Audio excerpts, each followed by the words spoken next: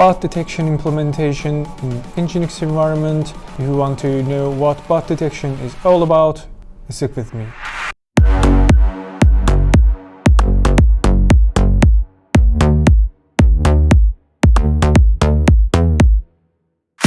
Hello and what's up guys, Medium Guy here, and in this video we're going to see how to implement bot detection in Nginx environment running as a Docker container using very simple configurations in the Nginx configuration files. So basically, as it is suggested by its name, it's all about detecting the bots that are making requests to our services and responding differently to them accordingly.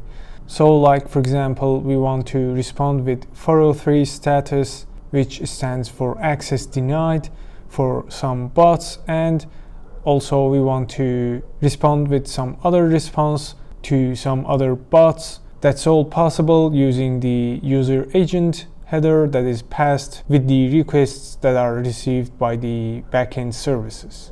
So basically, when we're visiting a website, many requests are sent to the server, all including the user agent header set to the browser type that we're making the requests from. Like for example, if we're making the request from a Chrome browser, the user agent will be set to Chrome. And it is exactly the same for other browsers.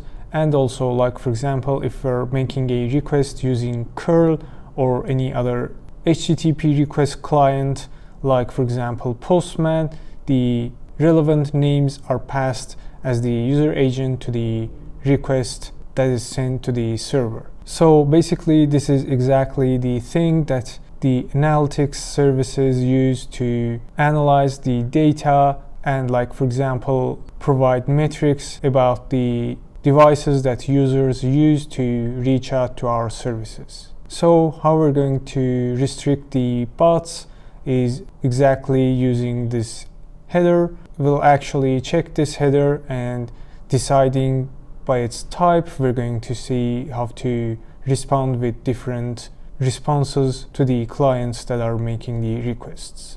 So without any delay, let's get down to work.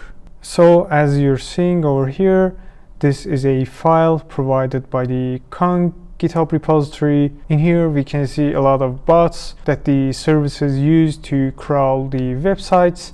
Like for example, we've got the Facebooks, we've got Google Plus bot over here, the Twitter bot over here that will be able to detect the bots using these values provided over here.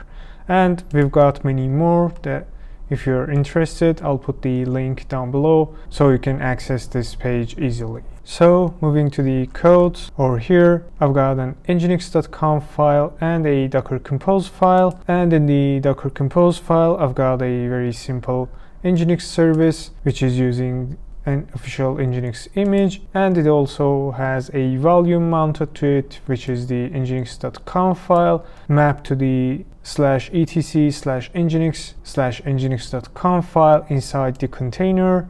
So this is the default configuration that Nginx will try to load initially. Next, we've got the ports section, and I've got only one port mapped inside the container, which is 9999, to exact same port inside the container. So basically, this is the port that Nginx service will try to listen on, and I'll be able to access the service using this port. Next, I've got the Nginx.conf file over here. I've got an HTTP block, an upstream service, which is pointing to my laptop's IP address on a defined port. So basically, if I go visit this IP port, as you can see, it is an echo server that echoes whatever request that it gets. So if you wanted to create an echo server for yourself, I've got the dockercompose file over here in my GitHub repository in the echo server directory. So in the dockercompose file, there is a service which is using a random image that I found. And in this section, you can change the port to whatever port that you want to be exposed in your machine. So only by hitting docker compose up, where this docker compose file would exist, will simply create an echo server for you. So I'll put the link down to the description section. If you want, you can simply find it. So moving back to the configuration, next I've got a server block. It is listening on port 9999, which is exactly the same port that is mapped to outside the container, and on the location /, which will match all the requests that are received by this Nginx service. And over here, I've set the default type to application JSON, so this will try to set the default content type header that will be sent back to client to application JSON, unless we implicitly set an header changing this value. And over here, I've got a very simple proxy pass to the app upstream, which is defined over here, which will then resolve to the IP port of the echo server. So all the thing that will happen is over here, I've got an if block, which is checking the user agent header of the HTTP request that is received by this Nginx service. The operator will check case insensitive contain. So basically, if the user agent header contains any of these values, this will try to respond with 200 response code and this string as the response body.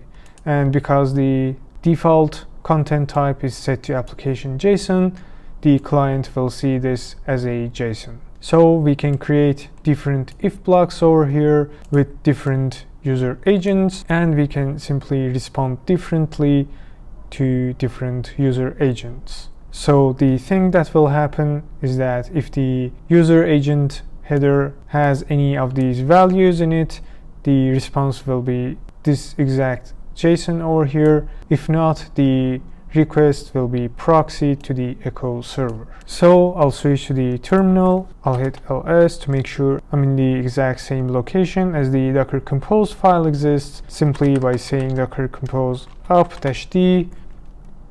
This will try to create a container and a network and attach the container to that network. By saying docker compose ps, I'll be able to see all the containers that are created by this docker compose file.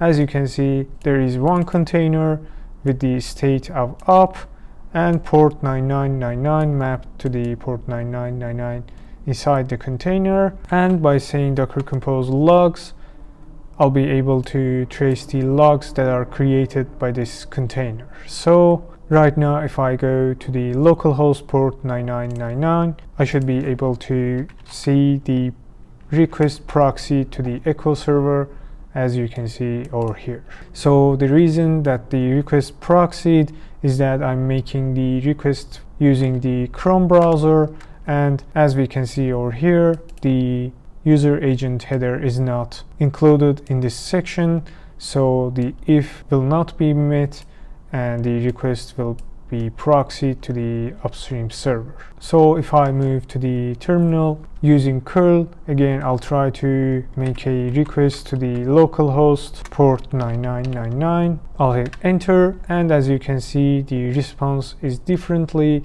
because I'm making the request using curl. So that's almost all about the bot detection technique in Nginx web server. Just I wanted to show you guys about one other point over here. So as I mentioned, the bot detection technique will try to check the user agent header of the request that is received by it. Like for example, if I say curl using the -h, I'll try to set a header. So I'll say user -agent set to Chrome, and again I'll say localhost port 9999. Right now, if I hit enter, you can see the request is proxied to the echo server.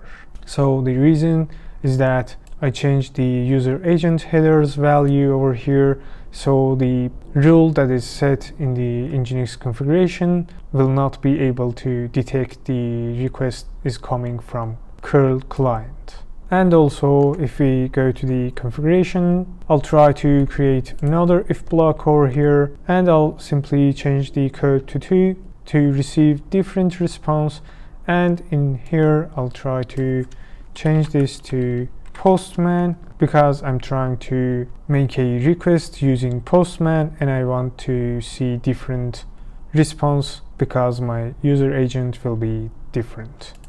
So I'll hit Ctrl+C, restart the container by saying dockercompose down and dockercompose up again.